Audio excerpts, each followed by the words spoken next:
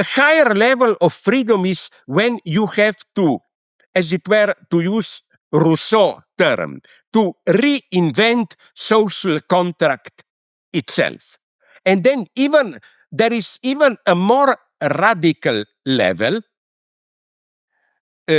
freedom as madness in the sense of what Freud calls death drive. One has to be here very precise. Freudian death drive is not, oh, I want to kill myself or nirvana, obliterate. If you read Freud closely, then when he talks about death drive, he really means immortality. He means some self-destructive tendency that persists ad infinitum, as it were. You know, that freedom at its most radical is what Freud calls beyond the pleasure principle. You do something terrifying for no positive reason, not because I will profit or not, but it's a kind of a empty suicidal choice. This is part of most radical human freedom for me. And both Schelling and Hegel, in their own way, reach this point. Hegel calls it, following German mysticism, nach der Welt, the night of the world, this reduction to zero. In some sense, you have to choose. Although we emerge out of society, but existentially at the deepest level, you have to freely choose to be part of a society. That would be the most radical freedom for me. So you see, I just complicate. You ask me, what is freedom? I would tell you vaguely that I can distinguish these three levels. But what I like in Schelling is that he says that the truly free acts, we experience them in our consciousness as necessity. If you really passionately, the example that I already used, fall in love, first, it never happens in the present. You cannot say, oh, now I will fall in love. No, all of a sudden you realize, my God, I was already in love. I am in love. And from that point on, it's like fate. Your life changes. This choice, which you never made consciously, determines your life. This is, for me, freedom at its most radical in our relatively normal daily life. Hi, everyone. Hope you're enjoying today's episode. If you're hungry for deeper dives into physics, AI, consciousness, philosophy, along with my personal reflections, you'll find it all on my Substack. Subscribers get first access to new episodes, new posts as well, behind-the-scenes insights, and the chance to be a part of a thriving community of like-minded pilgrimers. By joining, you'll directly be supporting my work and helping keep these conversations at the cutting edge. So click the link on screen here, hit subscribe, and let's keep pushing the boundaries of knowledge together. Thank you and enjoy the show. Just so you know, if you're listening, it's CurtJaimungal.org, CurtJaimungal.org. So, okay, allow me to express some of my freedom, but at the cost of restraining you by accident. This podcast, I keep it apolitical.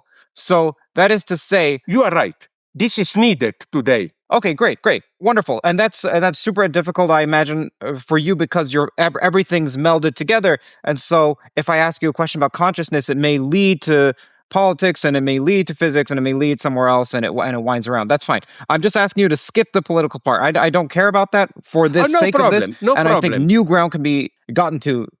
I want to know your views on consciousness. I think that I follow guys like, this may surprise you. Did you maybe do already something with like Anil Seth? Yes, a few times. I appreciate very much what he is doing. I know you have your critiques of his work, and you've even published them. Yeah, but it's benevolent. It's not a critique you go to Gulag. It's maybe a critique of 1 year of re-education camp, and then you come back. No, what I want to say is that I like very much his notion of consciousness as controlled hallucination. Why do you like it? Because it avoids this. First, I, of course, don't agree with this stupid subjectivism. I hate, okay, sorry if it will sound political, but it's just my evil nature. It's not political. If I were to be a dictator, guys who immediately go to Gulag will be those who try to link quantum physics with some Oriental wisdom, Bhagavad Gita, and so on, all that bullshit, you know. No. I remain a materialist, not only in this sense of anti-subjectivism, in this sense that we are not alone, but in another more refined sense, in the sense that how do we, I would have to go in detail here, more deeply into psychoanalysis, but let me give you the basic insight.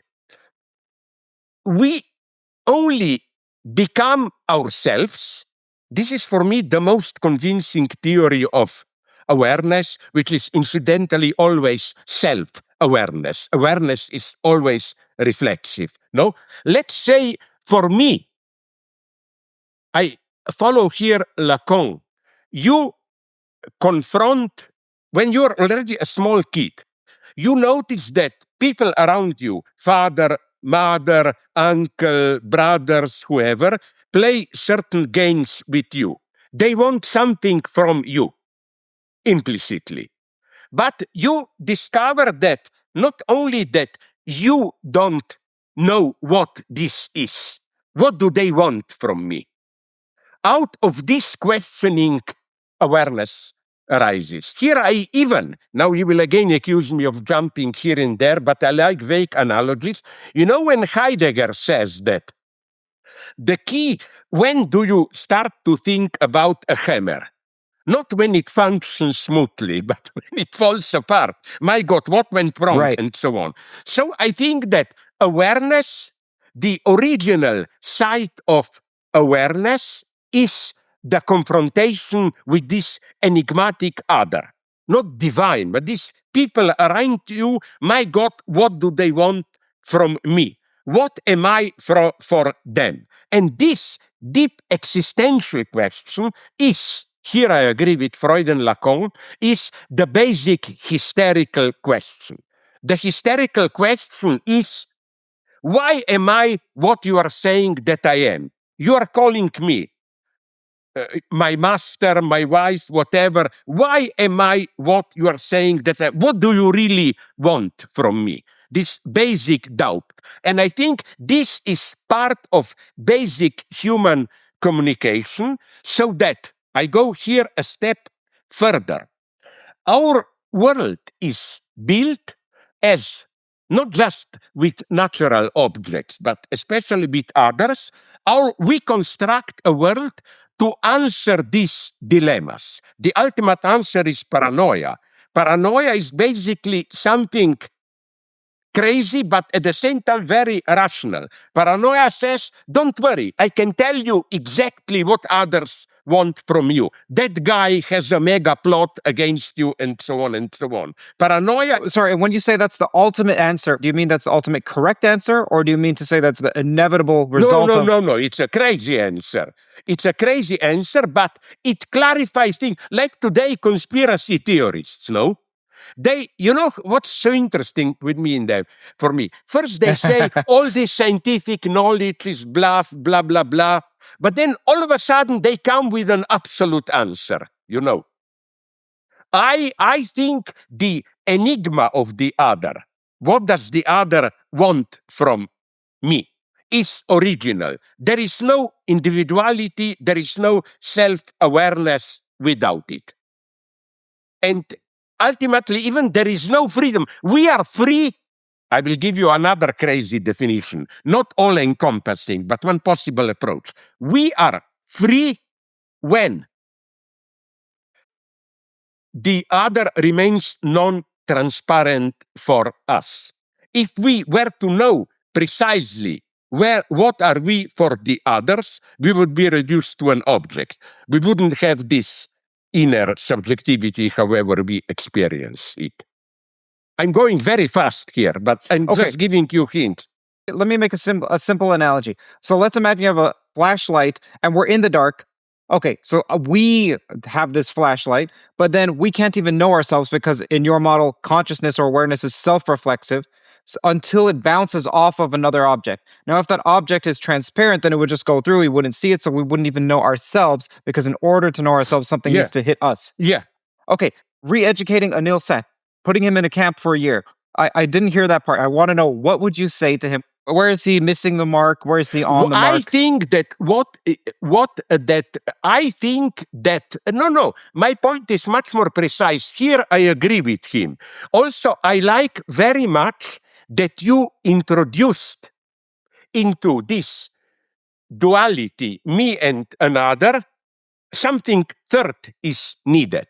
And this is a very interesting question. I spoke with linguistic philosophers. I told them, not just empirical, but theoretically, why in human exchange, even if we speak, dialogue is never just a dialogue. There are, at some deeper level, always at least three. We have to refer to some third agency, which can be superego or some social fantasy, whatever. No? So, Sure. Back to Anil said, he has one basic premise that what underlies awareness is a desire to survive and reproduce itself. No? He takes this desire or will or tendency, drive, I don't know what term he uses, because he explains everything as a strategy for survival. I think what makes us humans is precisely what I called death drive, a radical indecision. It's no, I can step out, I can kill myself, I can say I don't care. The drive to self-reproduction, to whatever, is not the ultimate horizon. You know who knew this in a literary way? Edgar Allan Poe's wonderful story, The Imp of Perversity, where the idea is, it's a short story, to make something evil, but to take great care that you don't profit in any way from it. Also not morally, Kant said, the moment you do something great, because somebody is observing it, it will bring your fame. No, it's no longer. To do something evil, even suicidal, just for the sake of it, this is the zero level of freedom. And now I go very quickly through a speculation that you will not like probably, but I have better foundation. I don't have time now. I would say that how does morality, social morality, emerge? Social morality in the sense precisely of there are things for which I am ready to sacrifice my life. I think that this comes second. First come, I am able to sacrifice my life, to kill myself. Then, or at a second level, you say, but let's try to recuperate, to re-include this tendency into something that can be of use to a society. And it's not just individuals, because people usually tell me, yeah, of course, it's biologically determined. Like ants who sacrifice a couple of them when they are attacked so that others survive. A computer scientist told me, even artificial intelligence agents, units, they already are developing this minimal collective spirit. One program can sacrifice himself, close down itself, if somehow serves the others. But with humans, it's more radical, like sometimes a whole entity, a nation, is ready to say, we rather die than to lose our freedom, for example, no? And to account for this, you need some zero level readiness to end your life, which I call death drive. I'm much more a pessimist here. I think that what may appear as our goodness is the result of successfully reintegrating some terrifying self-destructive dimension.